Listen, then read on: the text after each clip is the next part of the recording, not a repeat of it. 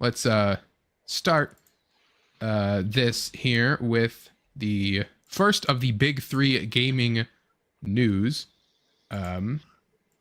with Xbox throwing in the towel, giving up, abandoning their sad little masquerade, as they, according to an insider, will bring all of their big games to PS5. Whoa. Damn.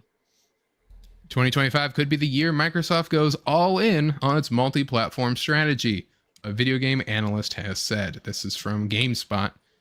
According to veteran video game industry analyst, 2025 could be the year that Microsoft goes all in, including PlayStation 5. Microsoft, of course, has already begun to launch some games on rival platforms.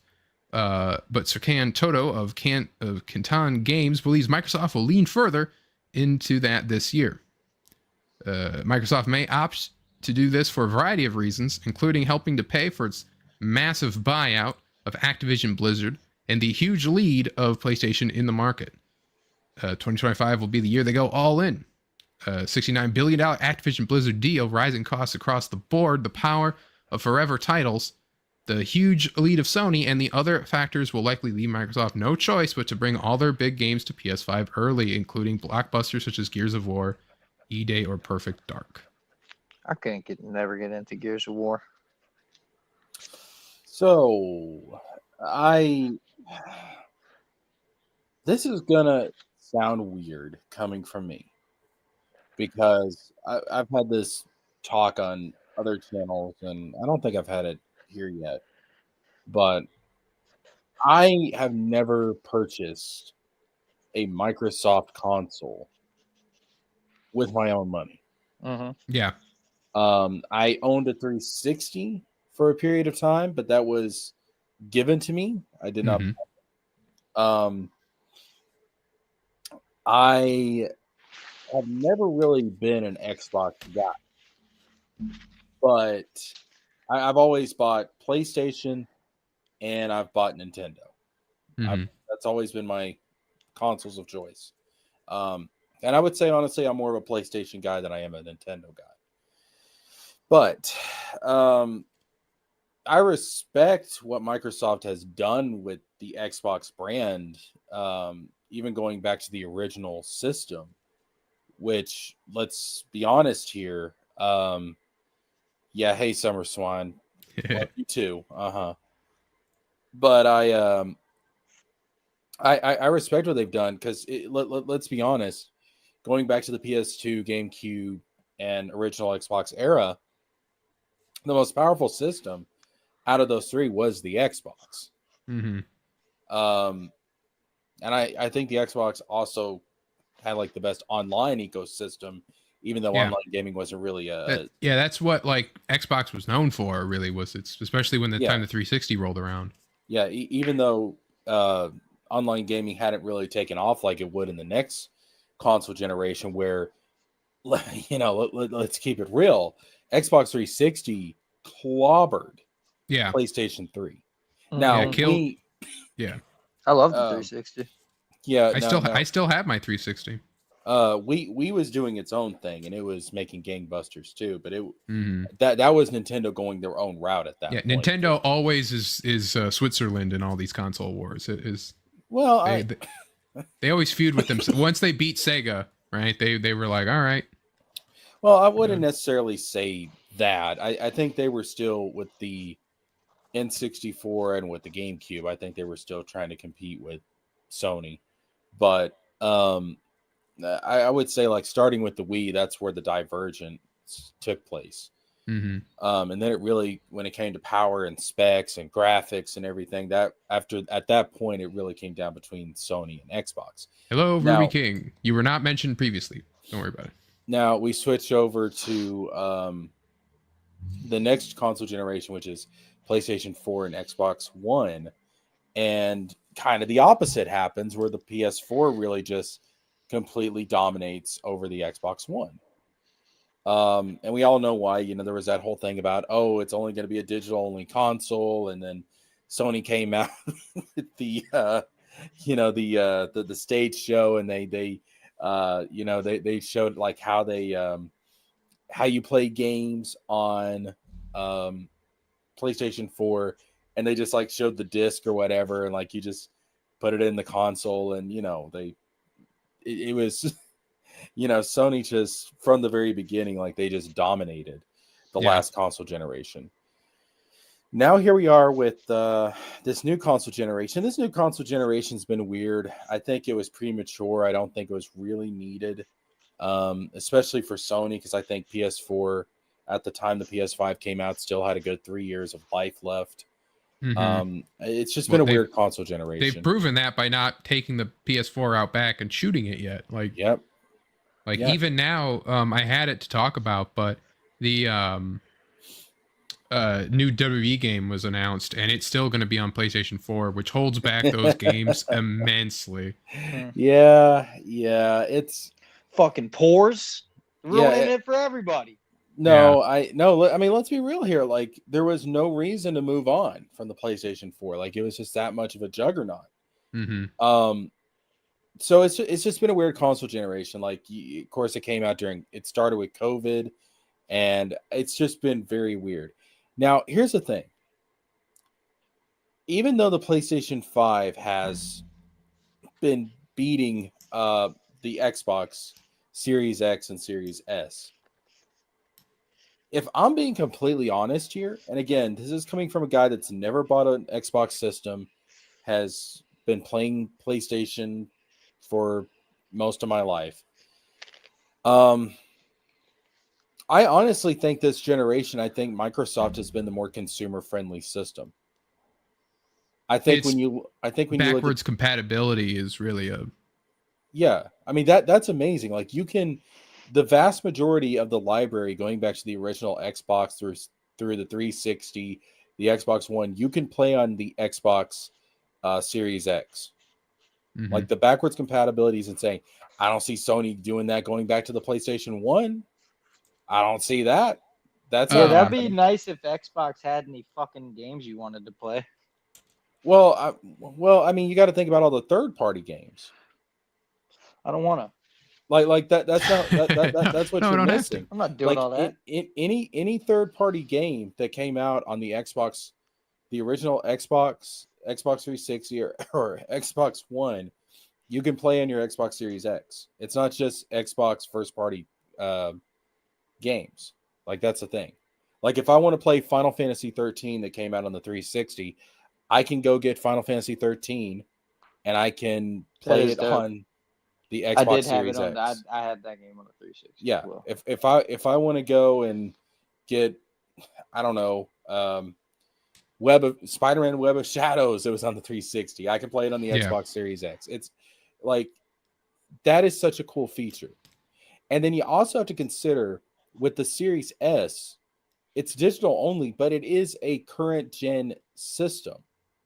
You can play any of the current gen games on that system for $300. Mm-hmm. Whereas you have PlayStation coming out with this PS5 Pro for $700, and it's completely unnecessary. Yeah. And the upgrades are so minuscule. It's like, this is a joke. Yeah. Like a high-end PC can get the same stuff out of it, and Sony is releasing their games onto PC anyway. So to me, I honestly have considered, because I haven't bought either one of the new systems yet, but I have honestly considered buying an Xbox system this generation over a PlayStation system just because of their consumer-friendly policy this generation. Yeah. And hello, Preston. I want to reward that. I want to show my gratitude for that. I think that's cool. But, I don't know, man. Like maybe what happened last generation with the PS4 and the Xbox One was just so terrible for Microsoft that they can never come back from it. Well, and maybe that's maybe really was. There's that. There's the console side of it, but then there's like the games themselves underperforming. Like they put a lot, like they bought all these studios and then wanted to make their like upcoming like flagship title or upcoming just random titles, their flagship things that were gonna. So like they got like that Left 4 Dead, thing that failed miserably, right? The vampire one, the Redfall or whatever, right? That was notoriously awful, you know. They tried with Titanfall as well, but that went to PlayStation 2. Yeah, that was Titanfall was a while ago, but they need more Titanfall. They just keep Titanfall 2 is considered the best first person shooter still to this day. And you can get it in like Dollar Trees if you find it. It's on the PlayStation Store as well, I'm pretty sure. Yeah, like it's I think it's not a Microsoft. I think it's a Microsoft thing now, but it wasn't then. 'Cause I think they bought one of the I don't know, but no, so Microsoft just tried to have these big games, and then when they finally got some of them, they threw in the towel too soon, right? Like the Indiana Jones game is reviewing pretty well, but it's like it's over because they already announced it's coming to PlayStation. Oh fuck yeah, dude, idiots. The Wolfenstein games were really good for Microsoft, but then they did Wolfenstein Youngblood, which was terrible, and that was like multiplayer live service, like action spin-off with the young girls, funny, quirky, all that stuff where you're like, ow, what is this? You know, like this wasn't, and like all the cool stuff that you wanted to do with BJ happened off screen in the past, and there's no word on whether or not we're going to go back to that because then Machine Games made Indiana Jones. So you're like, all right, what we had was still like Doom, and Doom is still good, but Doom is also just Doom. And people, as those games got bigger and bigger, people don't want to commit to jumping onto them. And Bethesda having Starfield, right? Bethesda releasing Starfield and it underperforming it, not being what people wanted. And, you know, I was ready to buy an Xbox if Starfield was going to be good, and it wasn't. So it's like, all right, and I'm not buying it. Yeah, I was hoping for the best and kind of was like ready for the worst for that one. Yeah. And then now it's like they bought like Obsidian, so they get Outer Worlds, and then Outer Worlds 2 gets kind of delayed, and then Outer Worlds 2 is coming out for PlayStation. So it was like, what? It's, you know, so they gave up, you know, the fans gave up their, you know, and it really like, it just keeps going. Like we were talking about Secret Level before, and it came out and it had hit or miss episodes depending on the thing, but there was came out from Collider that a Master Chief and Doomslayer crossover episode was pitched for Secret Level. Microsoft said, nah. Like Doomslayer. Yeah, nah. Doomslayer and Master Chief just having a silent, animated, bloodied like shoot fest for like aliens and demons all at once or something. I'm down for that. It just kind of pisses me off to call him the Doomslayer. Isn't he a space marine? Well, no, he's in the modern lore. He's the Doomslayer. That's the. I hate it. He was originally Doom Guy or the Doom Marine or whatever. He was definitely something with a marine. Yeah, I think it was Doom Marine, but then Doomslayer is what his current title is in the new games. It's gay. I don't think it's gay. Yeah, pretty good. Well, you haven't heard the Moomer says Doom Guy. That was his like original like thing. But so have you heard like the audio tapes where they like have the like literal like Satan reading off the legend of the Doom Guy and how unbeatable he was and how they were scared of him? Oh, that's awesome. Yo, well, like, and that's where I think that's where they give him the name where he goes like, we called him the Doom Slayer. Like, he made the devil piss his pants. Yeah. So. But anyway, yeah. So Microsoft giving up, moving all their games to other consoles. I still haven't played Sea of Thieves yet. That's the only one. When the Indiana Jones game comes out, I want to play that. But I want you. They own Rare. You know, Microsoft, give me what I want. Make Viva Pinata 3, damn it. I don't care if you... God, are you serious? Viva Pinata was good, and there hasn't been a third one. We need a third one. I thought you were going to say a new Banjo-Kazooie or something. Yeah, we had that already. That happened. Like... You got a lot of Banjo-Kazooies. I want Viva Pinata. Viva Pinata was good. I will stream Viva Pinata after we hit 100. I watched it. I've never played that actually. I swear to God, Wizard, it becomes more apparent every single stream why you're a virgin. I swear Hey. to God. Hey, leave me alone. Game of Pinata was cool.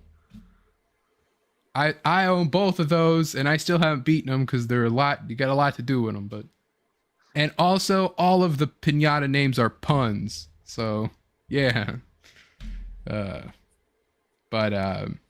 then Sony, Sony, they beat the video game war, right? They won. It's over. Well, now wait a minute. Hold up. The articles, the title of the article says, analyst says. This isn't official for Microsoft. It's not yet. official. I'm just saying that. I'm saying that like this is what we know, and we definitely see it. Like we see it. Microsoft is giving the. But in general, like PlayStation games beat Microsoft games, and the Microsoft games that are good are coming to PlayStation anyway. So if you're a Sony pony, you're staying winning. And it's weird. Again, like I'm a Sony guy, but I don't feel right beating them this way. I really don't. It doesn't feel fair. When we beat them in the last console generation, that was fair. Like they messed up big time. Mm-hmm. And I just feel like they were not given a fair shake in this console generation because of what happened last time. It's like you're like Virgil in DMC5, and you're just like you got Dante, and you're just like defeating you like this has no meaning. Exactly. Heal your wounds, Dante. Get strong, and then we'll settle the matter. That's exactly what it is, and it's just it just feels dirty. But no, Sony, they have won the gaming wars, and so they're moving on to Hollywood.